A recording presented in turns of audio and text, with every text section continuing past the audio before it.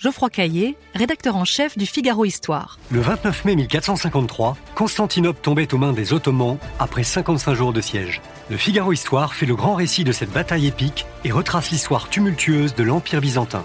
Le Figaro Histoire, 1453, les derniers jours de Constantinople, en vente chez votre marchand de journaux. L'éditorial du Figaro. Pape François, le pèlerin de la paix par Philippe Gély.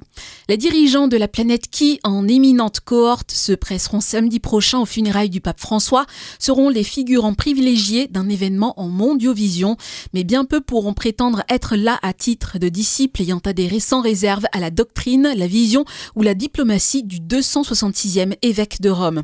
Chef spirituel et chef d'État, le Saint-Père devrait combiner des qualités quasi surhumaines pour faire l'unanimité, notion d'ailleurs contraire à ce que souhaitait incarner François.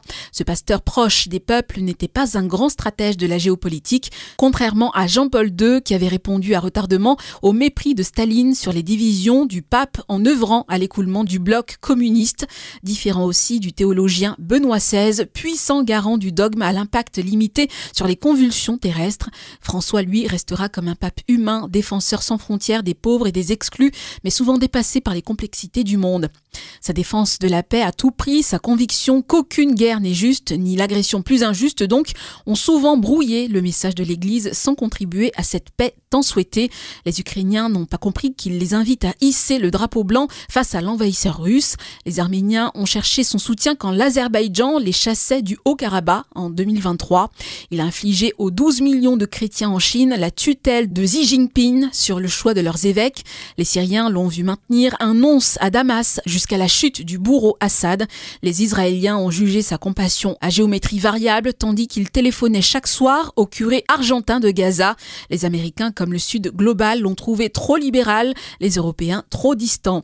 La planète se recueille devant la dépouille d'un saint homme dont les bonnes intentions n'ont pas réduit les fractures entre 1,4 milliard de catholiques, un pèlerin de la paix qui n'a toujours pas été celui de la justice.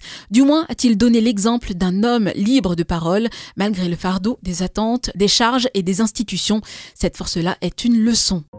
Fréquence Entrepreneur met en lumière celles et ceux qui ont l'énergie d'entreprendre. Vous découvrirez au fil des rencontres des entrepreneurs emblématiques par leur parcours et leur réussite inspirante.